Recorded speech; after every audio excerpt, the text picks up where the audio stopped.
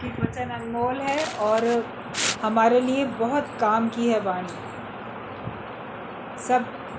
सबसे अच्छी बात जो लग रही थी, सारी बातें बहुत अच्छी हैं। जो बात चल रही थी कि अग्नि को भी सहने की ताकत केवल मिट्टी को होती है, क्योंकि मिट्टी के बर्तन बन जाते हैं और उन बर्तनों में फिर हम खाना बनाते रहते हैं, तो वो मिट्टी से ही पक के बने बर्तन, और फिर दोबारा भी अग्नि उसको मिल रही है तो वो उसको सह पाती है। अग्नि में तप के ही तो कुम्हार बनाता है बर्तनों को। घड़ा भी बनता है तो जिसमें आपको ठंडा पानी मिलता है वही मिट्टी। अब अच्छे से घड़े के रूप में जब आ जाती है आपके सामने, तो आप देखो कि पानी आपका जैसा भी रख दो उसमें ठंडा हो जाता है। जैसी हमको ज़रूरत है तो मिट्टी हमको वैसा करके देती है। पानी ठंडे की ज़रूरत है तो वो हमको पानी ठंडा करके देती है। मिट्टी में जैसे बीज डालो वैसे ही फल वो हमको दे देती है। जैसे बीज बोए उसी के हिसाब से वो हमको दे देती है। तो सब कुछ हमको वहाँ से मिलता रहता है। हर एक देखिए उसके गुण भी, कितने सारे गुण हैं उसमें। और साथ साथ अगर बर्तन होते हैं तो पहले पका दिए गए अग्नि में और बाद में अग्नि पर ही बार बार चढ़ाए जाते हैं, तो भी उनको कोई नुकसान नहीं होता। हर एक का शरीर भी मिट्टी बोला गया है, तो जैसे वो मिट्टी अग्नि सह लेती है वैसे हर एक कोई, उसके अंदर सहन शक्ति बहुत है। वो बहुत कुछ, कई प्रकार की अग्नि सह लेता है। हर एक के अंदर विकारों की अग्नि है, उसको भी सह लेता है। ज्ञान की अग्नि से सब हो जाता है। जैसे पहले कुम्हार की अग्नि अगर उसने सह ली तो बाकी अग्नि भी सह पाएगा, और जिसने कुम्हार की अग्नि नहीं सही तो और अग्नि भी नहीं सह पाएगा वो बर्तन। धूप की अग्नि से चलो सूख गया, लेकिन कुम्हार के हाथ से बना है और कुम्हार की ही अग्नि, उसको जिस अग्नि में वो डालेगा उसमें सहना ज़रूरी है। तो ज्ञान अग्नि दग्ध करना। गुरु हमको ज्ञान की अग्नि में पहले अच्छी तरह भट्टी में डाल के हमको मजबूत बनाता है। जो ज्ञान की अग्नि में तप जाता है फिर वो संसार की कैसी भी परीक्षाएं आती हैं सब में पास हो जाता है, वो सबको सह पाता है। सहन शक्ति हर एक के अंदर है और वो सहन शक्ति गुरु के सानिध्य में आके बढ़ती है, प्रकट होती है, और हम उस सहन शक्ति को इस्तेमाल कर पाते हैं। वरना कोई अपने अंदर के गुणों को भी इस्तेमाल नहीं करता, सहन शक्ति को भी इस्तेमाल नहीं करता है। तो वो हमको इस्तेमाल करना गुरु सिखाता है और सही इस्तेमाल करना सिखाता है। कोई बोलेगा विकार क्यों दिए भगवान ने, तो उनका भी सदुपयोग करना सिखाता है, और क्यों दिए वो कारण भी बताता है। संसार में रहने के लिए, संसार में जीवन यापन करने के लिए आपको भगवान ने विकार दिए। उनका सदुपयोग करो, धर्म अनुसार उपयोग करो तो आपको सफलता मिलती है अपने जीवन में। आप कार्य करते हो, दुरुपयोग करते हो तो आपको फिर हानि भी होती है, आप ही की हानि होती है। भगवान ने तो दिया अच्छे के लिए। अब आपके घर में कैंची है, चाकू है, तो वो अच्छे के लिए है ना। सब्ज़ी कैसे कटेगी अगर आपके पास चाकू नहीं होगा, तो फल कैसे कटेंगे। लेकिन कोई चाकू से किसी का गर्दन काट दे, किसी की आँख फोड़ दे, किसी का नस काट दे, तो वो दुरुपयोग है। कोई बोले घर में चाकू था ही क्यों, तो होगा तो ये थोड़ी कहेंगे घर में चाकू रखो ही नहीं। तो हमारे शरीर में भी भगवान ने विकार दिए मन में, तो दिए ही क्यों, उसका कुछ उपयोग है, अच्छा उपयोग है तब दिए। कैसे करें सही उपयोग वो हमको ज्ञान से समझ मिलती है, तब सीख पाते हैं। और ये संसार में अच्छाई बुराई है ही है, इतना चारों तरफ ज्ञान है, चारों तरफ भगवान है, तब उसमें आप देखो कि फिर बुराई क्यों है। जैसे भी बात चल रही थी, पूछा इन्होंने कि फिर इतना दुनिया में खराबियां और आतंकवाद वगैरह ये सब क्यों होता है। तो कहीं ना कहीं पे खुद जब हम कमज़ोर पड़ जाते हैं और अपनी अच्छाइयों को हम प्रकट नहीं करते हैं, तो फिर क्या होता है, बुराई पनप जाती है। अभी आपके पास खेत है, खेत में अगर आप अच्छे बीज नहीं डालते हो तो उसमें झाड़ झंकार खरपतवार तो अपने आप उगाते, खाली खेत है उसमें उगते चले आ रहे। बीज डालते हो अच्छे वाले तो भी संग संग तो होते रहते हैं ना घास और चीज़ें, कटीली झाड़ी कुछ कुछ ऐसे पनपती रहती है तो सभी कुछ इसी ब्रह्मांड में, इसी संसार में सब है। लेकिन जो किसान होता है वो निराई करता रहता है, गुड़ाई निराई करता रहता है। जो फालतू के उग जाते हैं, जिसको उसने नहीं उगाया था वो पौधे, तो उनको वो उखाड़ उखाड़ के फेंकता रहता है। हमें धर्म की बात, अच्छाई की बात रखनी है, उसी को बढ़ाना है। लेकिन फिर भी जो अज्ञान, जो अधर्म फैल रहा है, तो उसको तो बिल्कुल समय रहते तभी ही समाप्त कर देना। और अगर ध्यान नहीं देता है कोई, तो वो पूरा ऐसे घना जंगल बन जाता है। और फिर उस जंगल में तमाम तरह के हिंसक पशु पक्षी सब निवास करने लगते हैं। फिर आप ही का नुकसान उसमें होता है। तो बुराई इतनी बढ़ गई, इसलिए बढ़ गई कि अच्छाई आपने बढ़ने दी नहीं, अपने जीवन में भी और अपने परिवार में भी और समाज में भी। जब अच्छाई बढ़ी रहती है तो बुराई पनपती नहीं है। बुरे लोग बहुत कम होते हैं, और यह हर एक के अंदर है अच्छाई बुराई, लेकिन हम उसका इस्तेमाल नहीं करते हैं तो वो दबी रहती है। और फिर हर व्यक्ति बुराई का इस्तेमाल करता है तो वो बढ़ती चली जाती है। जब आप खुद कमज़ोर बनते हो, आपके पास ही अंदर में स्टेमिना नहीं है, इम्यूनिटी सिस्टम आपका वीक है, तो बीमारियां आपके पर असर कर जाती हैं। और अगर आप स्वस्थ हो, मजबूत हो, तो वायरस तो बाहर घूम रहे हैं, फैले हुए हैं, वायुमंडल में ही हैं, मगर आपके ऊपर उसका प्रभाव नहीं पड़ता। जो कमज़ोर व्यक्ति होता है वो जल्दी बीमार पड़ जाता है, स्वस्थ नहीं बीमार पड़ता है इतनी जल्दी। जब अंदर में हमारे बहुत शक्ति होती है तो हम बीमारी से मुकाबला कर पाते हैं, और जब शक्ति हमारी अंदर की क्षीण होती है तो बीमारियां भी घेर लेती हैं।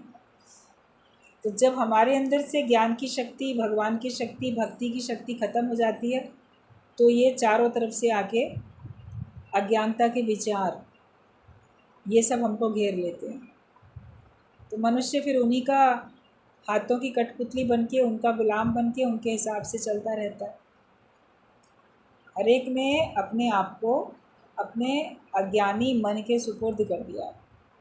लेकिन जब आप भगवान के आश्रित होते हो, गुरु को अपने आप को सब सुपुर्द करते हो, तो आप देखो कि आप बहुत सारी बुराइयों से बचते चले जाते हो। और वैसे देखा जाए तो स्वाभाविक बात है, जब जब अति होती है तो अंत भी होता है। भगवान कृष्ण ने कहा है कि जब जब अत्याचार पाप बढ़ जाते हैं, धर्म की हानि हो जाती है, तब युगे युगे में प्रकट होता है। तो भगवान को तो प्रकट होना ही पड़ता है, तभी अंत होता है। 4 युग बताए जाते हैं अपने शास्त्रों में। सबसे पहले सतयुग है, उसके बाद त्रेता युग है, फिर द्वापर युग है, और फिर कलयुग है। कलयुग की समाप्ति के बाद फिर सतयुग है। कलयुग में घोर अत्याचार, और सतयुग में केवल अच्छाई, वहाँ कोई पाप नहीं। और कलयुग में तो पाप ही पाप है, उधर कोई पाप नहीं है। तो बिल्कुल घोर अत्याचार के बाद तुरंत सतयुग भी तो आएगा, वो भी तो आता है। तो अंत अति होती है तो अंत भी होता है, फिर अच्छाई फिर से आ जाती है। तो ये सृष्टि का चक्र है, उससे आप बच नहीं सकते। बच्चा जन्म लेता है, बचपन, जवानी, बुढ़ापा, मौत, ये अवस्थाएं होती हैं। तो बहुत अच्छा है, बच्चा भगवान का रूप है, बड़ा उमंग वाला है, बड़ा प्रेम वाला है। फिर जवान है, बहुत ऊर्जा वाला है, शक्ति वाला है, बहुत सारे कार्य कर लेता है। मगर फिर बूढ़ा भी तो होता है। तो जब बूढ़ा होता है तो बीमारियां घेर लेती हैं। बुढ़ापा पसंद नहीं है किसी को भी, मगर हमारे अपने शरीर पे आता तो है। अगर आपकी आयु है तो आएगा, और बुढ़ापे के बाद क्या आएगा? ज़रूर मृत्यु आएगी ना उसके बाद। तो अगर आपकी आयु जैसे चल रही है, बूढ़ा व्यक्ति कभी ये थोड़ी कल्पना करेगा कि अब मैं वापस अब जवान बनूंगा, कुछ दिन बाद वापस बच्चा बनूंगा। उस शरीर में नहीं बनेगा, दूसरा शरीर धारण करेगा तब बनेगा। तो ये एक चक्र चल रहा है सृष्टि का। बुढ़ापा आ चुका है तो अब आगे बीमारियां भी आ रही हैं उसके हिसाब से, और आगे मृत्यु भी आनी है। मृत्यु आने पे ये शरीर का अंत हो जाना है। तो कलयुग के बढ़ जाने से ये युग का अंत हो जाना है, अत्याचार का युग का, कलयुग का अंत हो जाना है और फिर अच्छाई ही अच्छाई आगे आनी है। तो होप फॉर द बेस्ट। अपने अंदर के कलयुग को ख़त्म करो, बाहर का कलयुग तो आपसे नहीं ख़त्म होने वाला। वो तो जो बॉर्न ग्रेट परमात्मा आता है वही कार्य करता है। प्रकृति में न्याय है, प्रकृति में इंसाफ है, वही करती है, अपने आप से सारा बैलेंस बनाती रहती है। और जो बिगड़ा तो मनुष्य के गलत व्यवहार से तो सब बिगड़ा, बाहर का वातावरण भी गलत छेड़छाड़ प्रकृति से करने में, मौसम में बदलाव, ये वो सब हो रहा है, दुरुपयोग करने से वो चीज़ें आप ही के लिए ख़त्म हो जाती हैं। अब हर जगह पे जहाँ तहाँ देखो तो जो खेती वाली ज़मीन है उसको कन्वर्ट करके रहने के घर बनाए जा रहे हैं।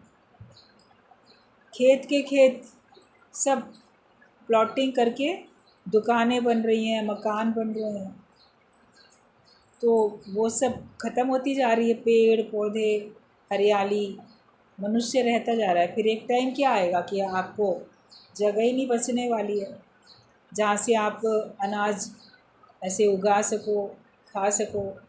और सबसे बड़ी बात, ऑक्सीजन नहीं रहेगी। अगर पेड़ पौधे नहीं हैं तो ऑक्सीजन भी नहीं रहेगी। तो सब पेड़ पौधों को बचाना होता है ना। अब बचाओगे क्या? जैसे कई बार जो सरकारी घर भी होते हैं, मिलते हैं या लोग ख़रीद लेते हैं, किसी भी उसके आवास विकास के घर खरीद लिए, विकास प्राधिकरण वाले घर खरीदे, तो जो देती है उसका जो जो संस्था होती है आपको देती है, आप खरीदते हो।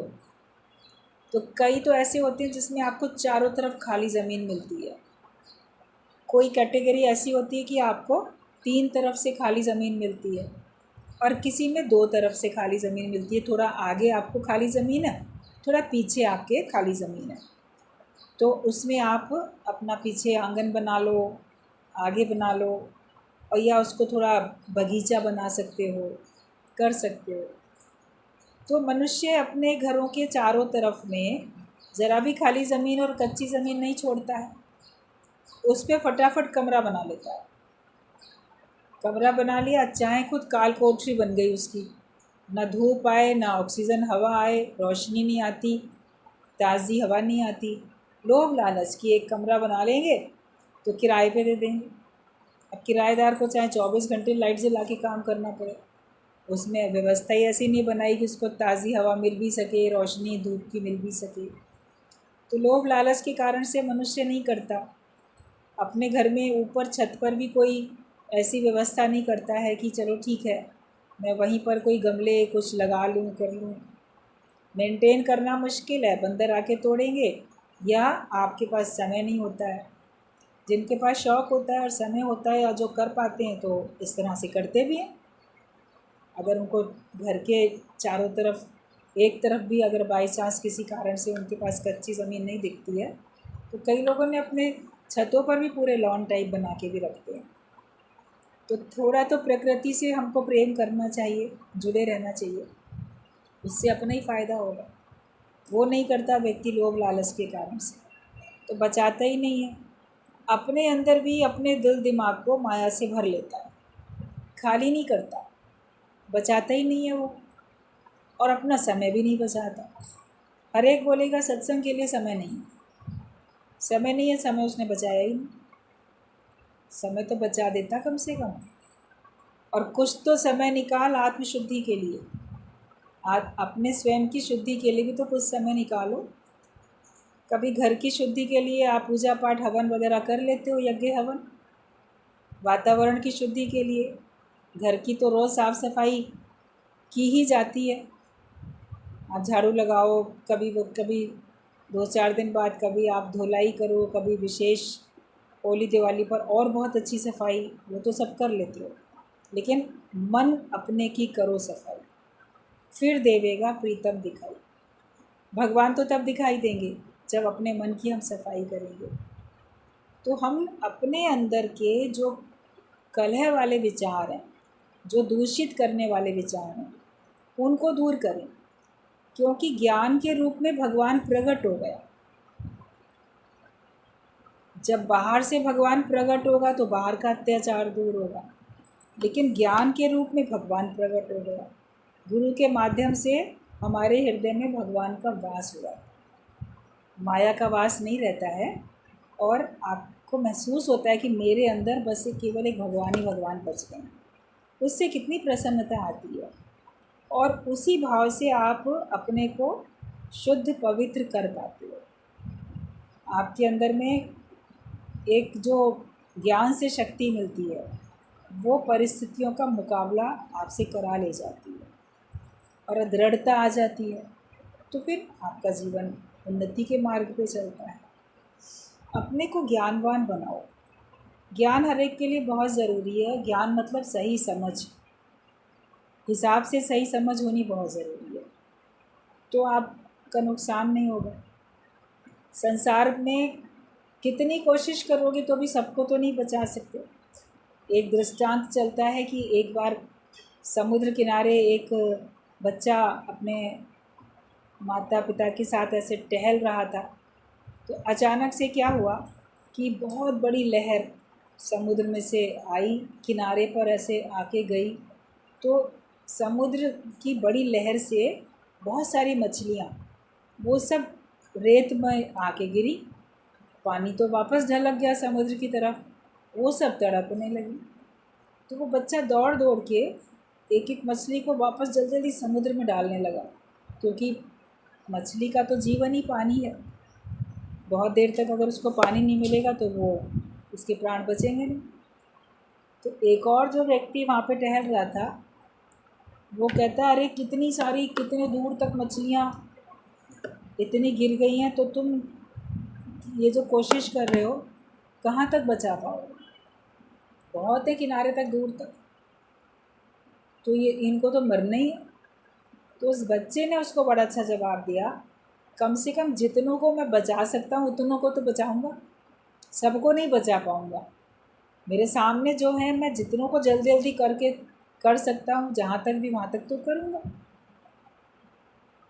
तो हर एक को ये देखे कि वो जितनों को बचा सकता है इस माया से, जितनों को सुधार सकता है उतना तो करे। पूरे संसार को तो आप नहीं सुधार सकते, पूरे संसार को तो आप नहीं बना सकते, लेकिन एक अपने को तो बचा सकते हो बुराइयों से, अपने को तो बना सकते हो ना ज्ञान से। सुसंस्कारी अपने को बना सकते हो, अपने घर परिवार को बना सकते हो। धीरे धीरे लोगों ने माया को अहमियत दी और अच्छे विचारों को यूज़ करना बंद कर दिया। उसी का रिज़ल्ट है जो आज संसार में इतनी खराबी दिखती है। अब जिसको समझ में आ गई गलती तो उसको सुधारे, दोहराए नहीं। जो गलती को ना दोहराए उसे इंसान कहते हैं, उसे भगवान कहते हैं। हमारी कमी हमें पता नहीं थी, हमने प्रायोरिटी माया को दी, अपने धर्म को नहीं दी, भगवान को नहीं दी, ज्ञान को नहीं दी, अच्छाइयों को, सद्गुणों को हमने प्राथमिकता नहीं दी। जब ये भूल समझ में आई तो अभी से आप बनना वैसे शुरू कर दी। कभी आपकी गाड़ी गलत रास्ते पे चली गई, आपको पता नहीं चला। जैसे ही आपको समझ में आता है हम ना रॉन्ग साइड जा रहे हैं, हम गलत दिशा में जा रहे हैं, ये सड़क वहाँ नहीं जाती जहाँ मुझे जाना है, तो जब पता चला तभी से तो मुड़ जाते हैं, अबाउट टर्न हो जाते हैं। तो जब अपनी गलती समझ में आई तभी से अपने मन को मोड़ लो भगवान की ओर और अच्छाई की तरफ फिर चल पड़ो अपनी मंजिल पे। यही करना है। और सबको खुद भी आप जपे और नाम जपावे, सुनत कहत रहत गत पावे। इस बात पे दृढ़ रहना। अच्छाइयाँ सबके अंदर हैं, उनको आप प्रकट करो, और संभावनाएं हर एक में हैं सुधरने की। निराश कभी भी किसी से नहीं हो जाओ, नाउम्मीद किसी से भी हमें कभी होना नहीं है। अज्ञान हटे तो ज्ञान प्रकाशित होगा। जब हमारे अंदर का अज्ञान हटेगा तभी तो ज्ञान प्रकाशित होगा, और ज्ञान प्रकाशित होगा तो अज्ञान हटेगा। बड़ी अरस परस बात है। पहले ज्ञान हो, जब सत्संग में आते हैं तो ज्ञान का प्रकाश मिलता है, तो फिर हमारे अंदर के अज्ञान का अंधेरा दूर होता है। लेकिन इस ज्ञान के दीपक को 24 घंटे जलाए रखो। आपके पास दिया भी है, मगर उसमें तेल ख़त्म हो गया तो भी बुझ जाएगा, या तेज़ हवा चली तो भी वो बुझ जाएगा, उसका तेल ख़त्म नहीं हुआ। लेकिन अगर तेज़ हवा चली तो बुझ जाएगा। तो हमें उसको बचाना पड़ता है ना, बुझने में देर नहीं लगेगी, वो सावधानी रखनी पड़ती है। और फिर जैसे ही तेज़ हवा चली तो बुझ गया, तो आपके पास माचिस भी होती है, तो आप उसको तुरंत फिर जला लेते हो। अंधेरा हुआ, आपने फिर जला लिया, उसका तेल ख़त्म हो गया, आपने और डाल दिया। होती है ना आपके पास वो चीज़ें। अगर आपको उसी लैंप से, उसी दिए से, की रोशनी से काम लेना है, तो किस किस वजह से उसका जो ज्योत है वो खत्म बुझ सकती है, वो भी पता होता है। तो किस किस कारण से मेरे अंदर की ज्ञान की ज्योत बुझ सकती है, वो भी गुरु के द्वारा हमको पता चल जाता है। तो अपने अंदर अच्छाई का, सच्चाई का, प्रेम का तेल हमेशा रखो, और माया की हवा से, विकारों की हवा से, गलत विचारों की हवा से अपने को बचाओ, वो ना आने पाए। इच्छाएं, कामनाएं जगत की, ये अगर बलवान होती हैं तो फिर आपका ज्ञान का दिया बुझ जाए। सावधानी रखनी है, वरना दुर्घटना तो घट जाती है। अगर सावधानी नहीं रखते हो, दुर्घटना घट जाती है। और दोहराओ नहीं, गलती को दोहराओ नहीं। आपका काम है जितना आप अच्छाई फैला सकते हो उतनी अच्छाई फैलाओ। बुरे लोग अपनी बुराई फैलाने में बहुत तत्पर हैं, तो आप बोलो हम अपनी अच्छाई फैलाने में तत्पर। ये काम करो, जिसके साथ भी बातचीत हो उसके साथ ज्ञान की चर्चा हो, अच्छाई की चर्चा हो, और ख़ुद भी दुनिया की बातों से अपने को बचाओ, दूसरे को भी बचाओ। तो तभी अज्ञान हमारा हटेगा। हमारे ऊपर जीव भाव का, अज्ञानता का पर्दा आ जाता है। कहा जाता है कि तुम्हारे अपने सच्चे स्वरूप पे मल, विक्षेप, आवरण, 3 प्रकार के पर्दे आ जाते हैं अज्ञानता के कारण से, तो उनको हटाना पड़ता है। ज्ञान से हमारा ये आवरण हटता है कि मैं शरीर हूँ, ये भाव हट जाता है। और निष्काम कर्म से आप जो हो अपने मन को शुद्ध कर लेते हो। दूसरे को बोलोगे ऐसा नहीं करो तो खुद भी तो नहीं करोगे ना, वरना तो लोग आप ही को टोकेंगे। औरों से तो कहता है मोह ममता नहीं करो, खुद करता है। औरों से कहता है क्रोध नहीं करो, खुद करता है। लोभ लालच नहीं करो, खुद करता है। ये तो हो जाएगी ना बात। तो इसके लिए आप बोलोगे दूसरे को तो आपको भी, अपने लिए भी होगा कि हाँ मुझे ऐसे नहीं करना चाहिए। और फिर कभी कभी ना विक्षेपता होती है, कभी अंदर से मन खिन्न रहता है, अभी आपका मन लगता नहीं है, विकार भी कोई नहीं है, चाहत भी कोई नहीं है, मगर फिर भी लगता है कि मन नहीं लग रहा है, क्या करें, कुछ करने को भी नहीं है। तो वो विक्षेपता जो होती है वो भक्ति से जाती है, प्रेम से जाती है। फिर सर्व के लिए मन में प्रेम की भावना रखो, भगवान के लिए प्रेम की भावना, भक्ति की भावना में रहोगे। एक होता है रूटीन वर्क करता है व्यक्ति, एक है प्रेम सहित करता है। कभी घर के सारे काम आपको चूँकि करने ही है, रोज़ करने हैं, तो वो आप आदत अनुसार रोज़ करते हो। लेकिन कभी उसमें प्रेम शामिल होता है तो करते हो, तो अंतर पड़ जाता है ना। ऐसे तो करोगे तो उलझोगे भी, लेकिन जहाँ प्रेम है तो वो कर रहे हो तो आप उलझते भी नहीं और थकते भी नहीं। तो मन कभी थकने लगे, उकताने लगे, तो भगवान ने बोला है कि ये जो योग है ये ना उकताए हुए चित्त के द्वारा पूरा होता है। मतलब कि हमेशा प्रेम रहे, हमेशा भक्ति रहे, वरना हमारा मन ना वो होने लगता है। कब तक सुने सत्संग, कब तक सुनाएं, कब तक क्या करें, बहुत हो गया। लेकिन जब आपके अंदर में उमंग है, उत्साह है प्रेम के कारण, तो आप अपने जीवन की अंतिम सांस तक भी आप ये ज्ञान के कार्य में अपने को व्यस्त रखोगे और उसमें मस्त रहोगे। वरना बहुत माया में व्यस्त रहने से आप अस्त व्यस्त हो जाते हो। जो कि बहुत बिजी लाइफ होती है ना माया में, तो सब उलझन हो जाती है, उलझ जाता है। लेकिन भगवान के कार्य में व्यस्त रहते हो तो आप मस्त रहते हो, तो आपको उलझन नहीं होती है।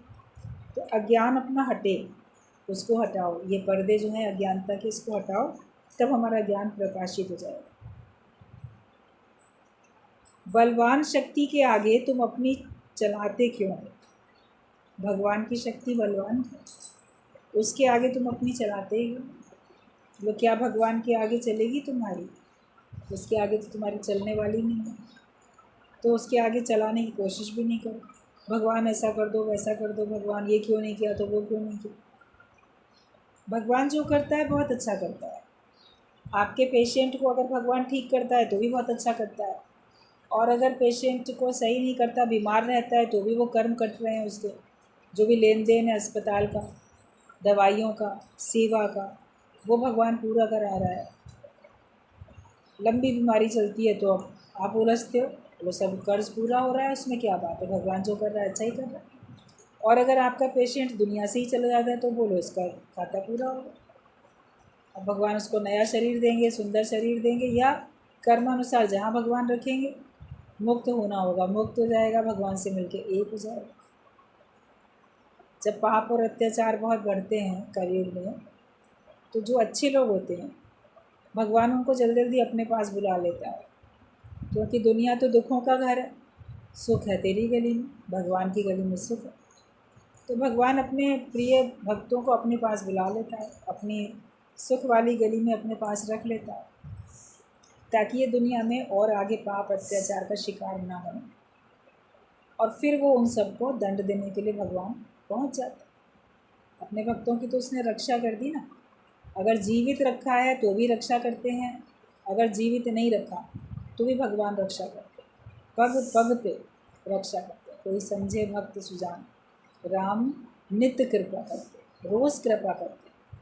तो कभी भी ये नहीं समझना कि भगवान ने इस बात में कृपा नहीं की, इस बात में अच्छाई नहीं की।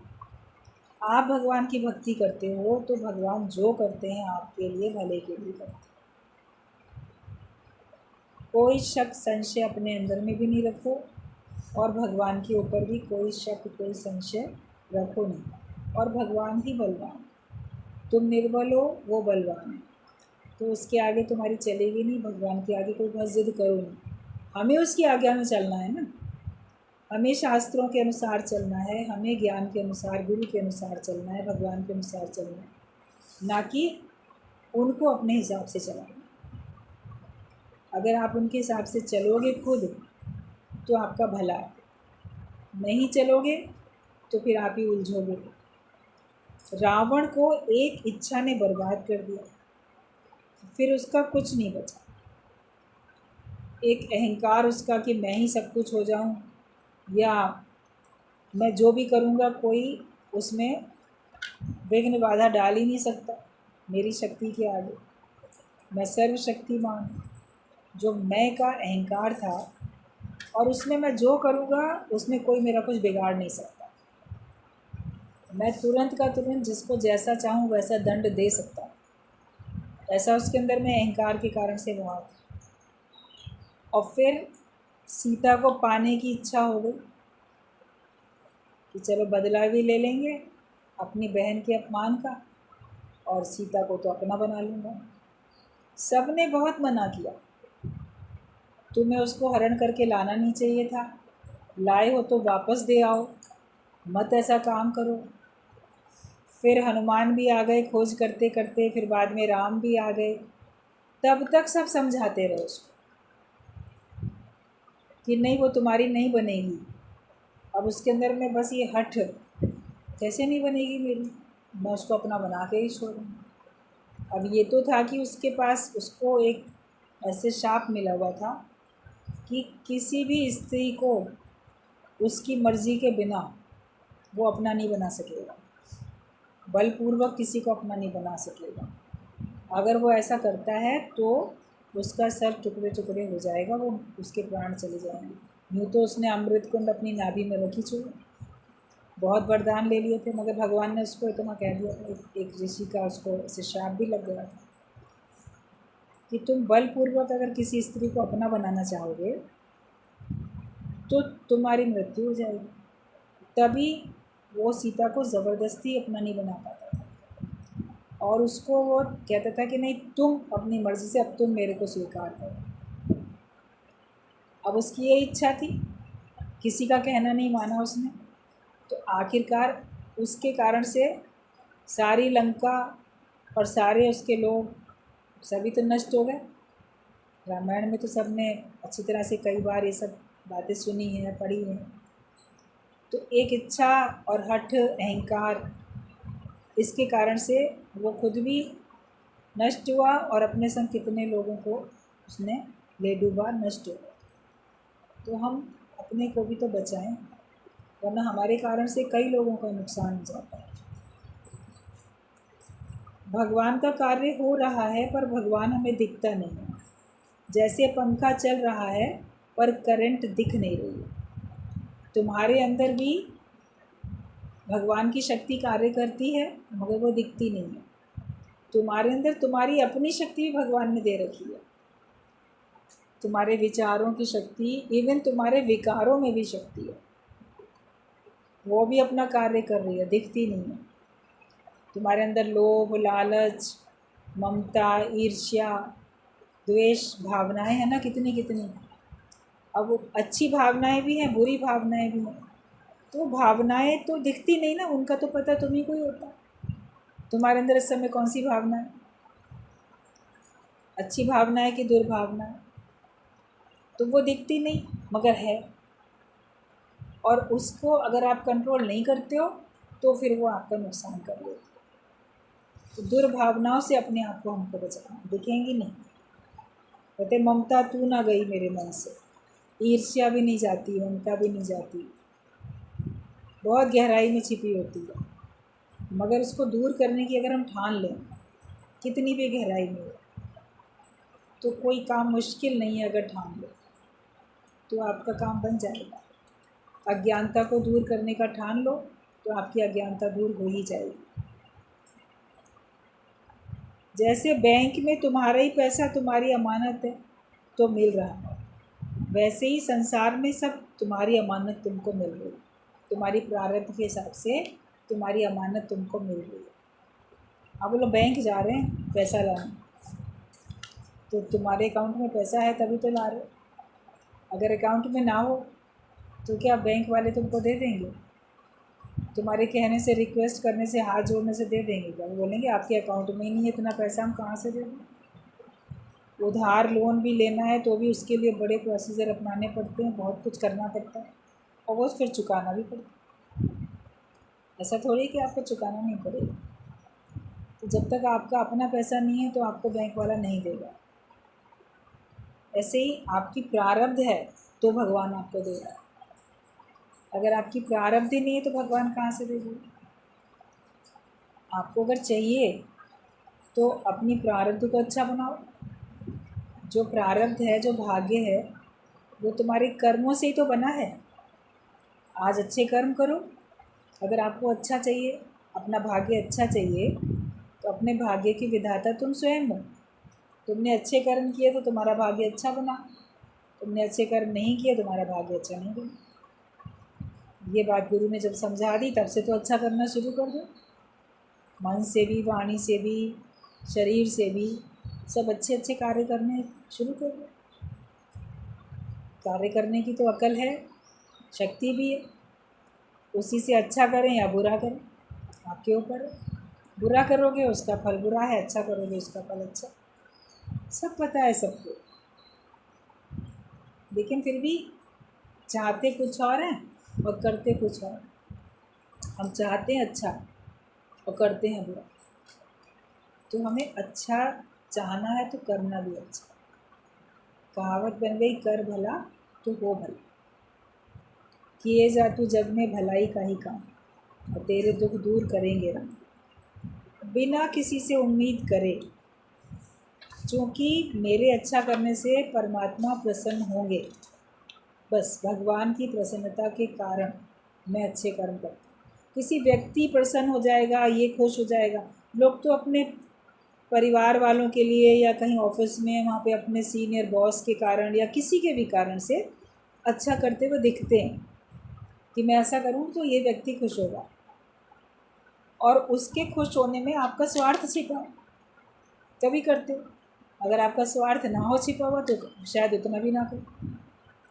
लेकिन ज्ञानी अच्छा करता हुआ दिखता है कि इससे भगवान खुश होते हैं, और भगवान चारों तरफ प्रत्येक वस्तु में, प्रत्येक व्यक्ति में, कण कण में विद्यमान है, और उसके अपने स्वयं में भी तो अंदर भगवान है। तो अच्छा करने से आपका अपना अंदर वाला ही खुश होता है। मान लो अंदर वाला खुश नहीं हो रहा है, तो बोलो भगवान खुश हो, इसलिए मैं करता हूँ। जब तक आप पूरे ज्ञानी नहीं बनते, जब तक भगवान को अंदर से प्रकट नहीं करते, तो कई बार अच्छा करने में भी आपको उलझन होती है। मैं ही अच्छा करता रहूँ, सब लोग बुरा करें, मैं ही अच्छा करूँ, मैं ही क्यों करूँ, मैं नहीं करूँगा। बोलो इससे भगवान खुश होंगे, या इस अच्छे का फल मुझे ही आगे चल के मिलेगा, उसी लोभ लालच के कारण करें। मगर बुराई का साथ कभी नहीं दो, बुराई का काम, गलत काम हमें कभी खुद करना नहीं है। तो हमारा ही अमानत है बैंक में पैसा, तो हमको मिलता है, वरना नहीं मिलेगा। तुम्हें सब तुम्हारा ही बोया हुआ मिल रहा है। ज्ञानी कांटों से भी, फूलों से भी, सबसे प्यार करते चलता है। तो जो हमको मिला, कांटे मिले या फूल मिले, वो सबको प्यार करते चलता है, और कांटों से अपने को बचा लेता है, फूलों से भी बच के चलता है, फूलों को भी नुकसान नहीं पहुंचाता। सब चीज़ें अपनी अपनी जगह पे अच्छी हैं। जैसे सुई और कैंची दोनों अपनी अपनी जगह पर अच्छी। सुई भी ज़रूरी है और कैंची भी ज़रूरी है। कैंची काटेगी और सुई सिलेगी। कहीं कटिंग ज़रूरी होती है, तो कहीं सिलना भी ज़रूरी होता है। तो आपके घर में दोनों ही चीज़ें होती हैं। जो आपने एक डब्बा अगर बना के रखा है, तो उसमें कैंची भी रखी है, सुई धागा भी रखा है, बटन भी रखे हैं, एक अच्छा से सब कुछ है उसमें, क्योंकि उन्हीं सब की आपको ज़रूरत पड़नी है। टेलर के पास सब कुछ होता है। आप कहते हो हम ना कपड़ा सिलवाने जा रहे हैं, तो अकेली सुई थोड़ी है सिलने के लिए, आपके हिसाब से फिटिंग के लिए कटिंग भी तो ज़रूरी होती है। पर कटिंग नहीं होगी तो फिर स्टिचिंग कैसे हो पाएगी। तो दोनों ही ज़रूरी है। तो संसार में जो भी कुछ है, सब कुछ ज़रूरी है। अच्छा बुरा सब हमारे लिए ज़रूरी होता है। ये देखने की हम ये समझ जाएं कि जो भगवान ने दिया है वो सब ज़रूरी है। अगर कोई काटने वाले लोग मिले हैं तो ज़रूरी है, कोई हमारे दिल को सिलने वाले लोग मिले हैं तो वो भी ज़रूरी है। सब भगवान ने ज़रूरी किया। ज्ञानी की नज़र दोनों पर समान है। जो नुकसान पहुंचाए या जो फ़ायदा पहुंचाए, वो उसकी नज़र में दोनों समान है, क्योंकि दोनों में शक्ति तो उसी भगवान की है। तो एक दृष्टांत है कि एक संत जा रहा था रास्ते से, कई बच्चे खेल रहे थे। कभी पेड़ों पर कोई फल लगे होते हैं तो उनको तोड़ने के लिए ऐसे पत्थर भी मारते रहते हैं बच्चे राह चलते। कभी सड़क किनारे पेड़ लगे होते हैं, यहाँ तक कि इमली के पेड़ भी लगे होते हैं ना, तो वो उसको भी तोड़ने के लिए पत्थर मारते रहते हैं। खट्टी खट्टी इमली होगी तो भी वो उसको मारेंगे। तो ऐसे किसी ने पत्थर फेंका और वो लगा बड़े तेज़ संत के माथे पर, जो जा रहा था सन्यासी। तो चोट लगी एकदम से, जाने पत्थर कहाँ से किसी ने किसको फेंका मारने के लिए, लग गया संत को, और चोट लगी और खून बहने लगा। अब संत ने तो अपना माथा पकड़ा, खून थोड़ा बह रहा था, आगे चला। और वहीं पर एक हलवाई की दुकान थी। उसने देखा कि अरे अरे एक संत जा रहे हैं, देखो उसको कहीं से पत्थर लगा है, उनको चोट लग गई। उसने जल्दी जल्दी उनको आवाज़ दे के बुलाया, बिठाया, सब थोड़ा कुछ बांधी पट्टी वगैरह। अरे खून बहने लगा आपका तो उसके बाद में वो बना रहा था उस समय हलवा, तो गरम गरम हलवा दिया खाने के लिए संत को। जब वो खाने लगे शांतिपूर्वक, तो बाद में ऐसे वो हलवाई पूछ बैठा कि संत जी आपको पत्थर किसने लगाया, क्योंकि उसने तो नहीं देख पाया था कि किसने मारा इनको पत्थर, क्यों मारा। तो पूछा कि संत जी आपको पत्थर किसने लगाया। तो संत तो बड़े उसमें कहते हैं, जिसने हलवा खिलाया उसने पत्थर लगाया।